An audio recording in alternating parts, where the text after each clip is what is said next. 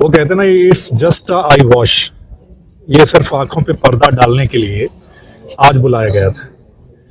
कुछ और सोचकर आए थे या कुछ और सोचकर हमने अप्लाई किया था, उसके लिए ये नहीं, एक फॉर्मेलिटी पूरी की गई आज।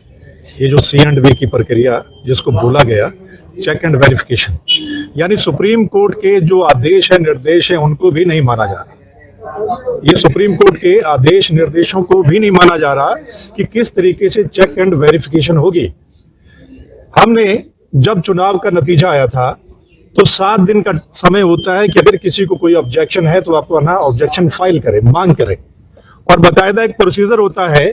और बकायदा हमने 9 बूथों पर जो एतराज जताया, 9 बूथों की जो हमने फीस भरी, तकरीबन 4.25 लाख रुपया प्रोसीजर होता है, सारा कुछ वो जमा करवाया। हमें तो उम्मीद थी कि बहुत पहले होगा ये, लेकिन इतने समय बाद भी हम सोच रहे थे कि शायद हमने जिसके लिए अप्लाई किया वो हमारे सामने आएगा, यानी ईवीएम और वीवीपैट, जिन 9 बूथों का मैंने अप्लाई किया था वो मेरे सामने आएगा कि कितना वोट ईवीएम में पड़ा, क्या वो वीवीपैट में निकला या नहीं निकला। लेकिन जब यहां पर आते हैं तो यहां पर बिल्कुल उसके उल्टा हमें नजर आता है। वो क्या, यहां पर इन्होंने कहा कि 2 ईवीएम रोज खोलेंगे, तो 2 ईवीएम और वीवीपैट सारा कुछ लाया गया। तो एक ईवीएम जब प्रोसेस शुरू हुआ तो ये बोलते हैं कि ईवीएम का जो एक्चुअल डाटा था उसमें, जो इलेक्शन का, उसकी गिनती नहीं होगी, उसका मिलान नहीं होगा, वो डिलीट होगा। पहले उसको क्लियर करेंगे, नया उसमें पोल होगा, जिसको मॉक पोल बोलते हैं। मॉक पोल तो पहले भी होता है, इलेक्शन के समय भी होता है मॉक पोल। तो फिर इस मॉक पोल की हमें जरूरत क्या है? क्या इसके लिए हमने अप्लाई किया था? तो वो ये है कि वो डाटा नहीं दिखाना हमें, जिन 9 बूथों की मैंने डिमांड की वो डाटा हमें नहीं दिखाया इन्होंने, कि किसको कितना वोट पड़ा और कितना निकला, वो नहीं दिखाया। उसको क्लियर करना है। मतलब एक ही मशीन मैंने अभी तो खोली थी, दूसरी मैंने बंद करवा दी है। क्यों? क्योंकि मैं संतुष्ट नहीं हूं कि वो डाटा हमें नहीं दिखाना है। एक नया कुछ सिंबल बनाएंगे, नया नाम, उस पे आप वोट कीजिए और फिर उसको काउंट कर लिया जाएगा उस मशीन को। ये प्रोसीजर है। हम इसके लिए नहीं आए थे मॉक पोल के लिए, इसलिए मैंने उस प्रोसेस को वहीं ऑब्जेक्शन किया है, बाकायदा लिख के दिया है, रिसीविंग ली है कि मैं इस प्रोसेस से संतुष्ट नहीं हूं, ये सुप्रीम कोर्ट के निर्देशानुसार नहीं है, इसलिए मैंने इस प्रोसेस को बंद करवा दिया है। तो वो बात ठीक है। आगे पड़ाव क्या रहेगा? आगे हम चैलेंज करेंगे इस प्रोसेस को। ऑलरेडी हमारी पार्टी ने चैलेंज कर रखा है, जो एसओपी है पहले उनको चैलेंज कर रखा है, और माननीय सुप्रीम कोर्ट में इसी 21 तारीख डेट लगी हुई है, और हमने इसी प्रोसेस को हमने चैलेंज कर रखा है कि मॉक पोल वो नहीं करवाना। हमने एक्चुअल जो C&V होना चाहिए, चेक एंड वेरिफिकेशन, जो ये जो 2-3 मशीनें होती हैं, ठीक है, उसमें ईवीएम आ गई, उसमें वीवीपैट, उसमें एक सिंबल लोडिंग यूनिट होती है, सबसे बड़ा उसी का खेल है।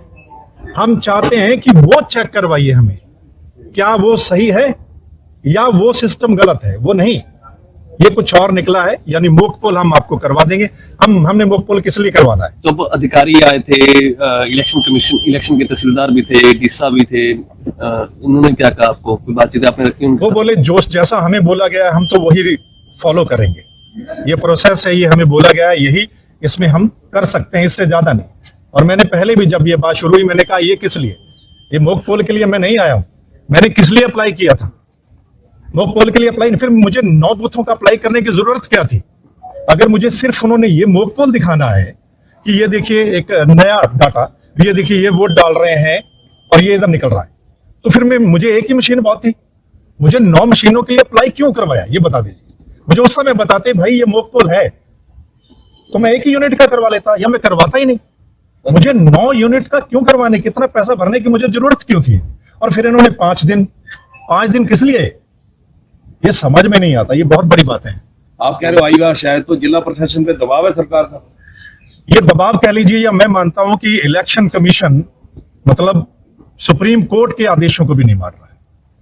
मैं 2-4 दिन पहले ही सुन रहा था, जो हमारे मुख्य चुनाव आयुक्त हैं राजीव कुमार जी, जब वो दिल्ली का इलेक्शन डिक्लेयर कर रहे थे तो वो बहुत शायरी भी बोल रहे थे और उन्होंने एक बात बोली थी, उन्होंने ये बात बोली थी कि भाई बहुत हल्ला मच रहा है, बहुत लोग इल्जाम लगा रहे हैं, सब कुछ क्लियर है, हमें कोई एक बूथ के भी बारे में बोलेगा, अगर कोई इल्जाम लगाएगा तो हम वो चीज जो है वो क्लियर करेंगे। यहां तो क्लियर कर नहीं रहे, यहां क्लियर नहीं कर रहे आप, तो इसका मतलब क्या है कि आप बोल कुछ और रहे हैं और आपका जो प्रोसेस है वो कुछ और है। आप कह रहे हैं कि हम एक एक बूथ वो उससे भी संतुष्ट करवाएंगे। अगर किसी को ऐतराज है, किसी को शक है, तो आप एक बूथ का भी यानी कि संतुष्ट करवाएंगे, लेकिन यहां नहीं करवाया जा रहा। मैंने 9 बूथों के लिए अप्लाई किया है, आप तो एक बूथ का भी मुझे संतुष्ट नहीं करवा रहे हैं कि एक्चुअल में जो चुनाव हुआ था, जो मतदान हुआ था, आप मुझे वो दिखाइए कि ईवीएम में कितना पड़ा और वीवीपैट में कितना निकला, आप मुझे वो दिखा दीजिए। आप वो नहीं दिखा रहे तो इसका मतलब क्या है? अब लड़ाई आगे सुप्रीम कोर्ट में होगी। बिल्कुल, हमारी सुप्रीम कोर्ट में याचिकाएं कई लगी हुई हैं, पंजाब हरियाणा हाई कोर्ट में भी लगी हुई हैं और हमने एसओपी को चैलेंज किया है कि ये क्या है। अगर सुप्रीम कोर्ट ने बकायदा बताया हुआ कि ये C&V ऐसा होगा, चेक एंड वेरिफिकेशन ऐसी होगी, इलेक्शन देर की क्यों नहीं हो रही है? ये बहुत बड़ी बात है। इसका मतलब क्या है कि वो हाथी के दांत खाने के और दिखाने के और, ये तो वो बात हो गई कि आप बोलते कुछ और है और यहाँ पे किया कुछ और जा रहा है।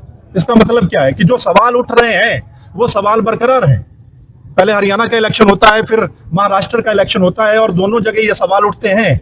बकायदा लोग एफिडेविट देने के लिए तैयार होते हैं कि हमने वोट डाला था, निकला नहीं महाराष्ट्र में, लेकिन उसके बाद अब दिल्ली का इलेक्शन भी हो रहा है, वो सवाल बरकरार है और कहा जा रहा है कि बिल्कुल साफ सुथरा सब कुछ ओके है। तो यहाँ पे मेरे को संतुष्ट नहीं किया इन्होंने।